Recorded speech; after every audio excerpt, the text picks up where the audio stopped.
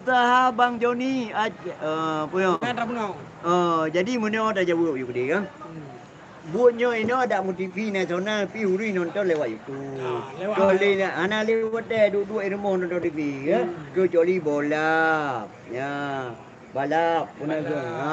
Nya lain ya. Nonton berita Dari Australia. Ni belah HP yang layak kamera taboh Bang Joni nak je ke menggantung. Yang betul. You belah HP yang buat taboh untuk kamera ni. Mana? Yang Cuma karena kita nyota dua ini, mati lau dan background likut hana background, maka lagi anda di ruangan lagi. Di ruangan ada pakai lampu. Ya. Nyoba ada. Itu kayak water dulu lah, penting lah water dulu lah. Mana?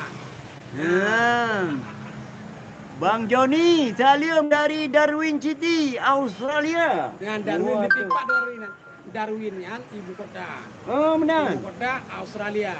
Kanan dulu. Kan? Benar. Australia ilung kan? Awai sering lu kelon. Ya.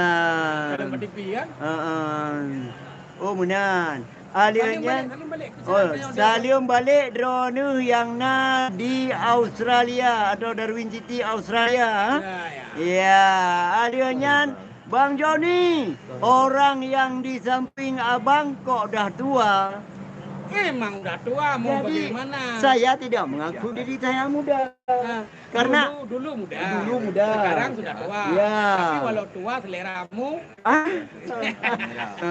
Semangat, yang penting semangat. Semangat muda. Ya. Umur baca kurang 65 tahun. Alhamdulillah masih semangat muda.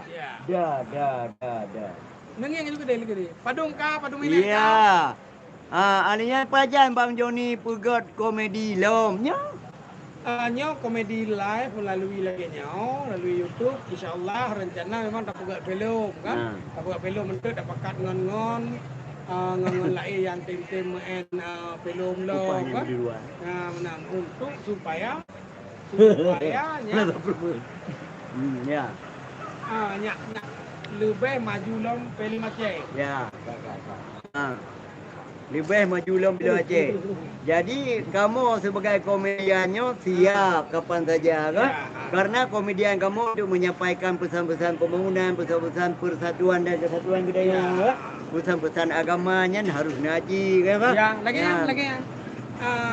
Jadi dalam berseni tenten padu-padu bohal yang masih diperhatikan yang pertama kebudayaan, nilai seni kemampuan berakting kan, dan menyenangkan yang memang galak untuk berakting lagi kan, menjadi nak pegat pekat saja katanya mungkin, tapi kayaknya menjadi galak dia kepegat bersama ngangon gini kampung atau pada.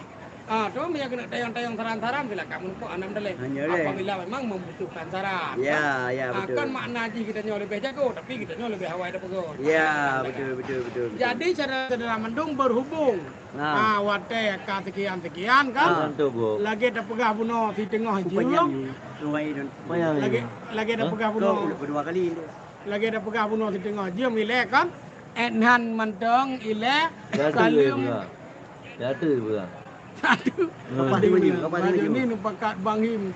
Nya ke Bang Him, igaknya nak kegiatan puno nak mendai cukup berat beres kan.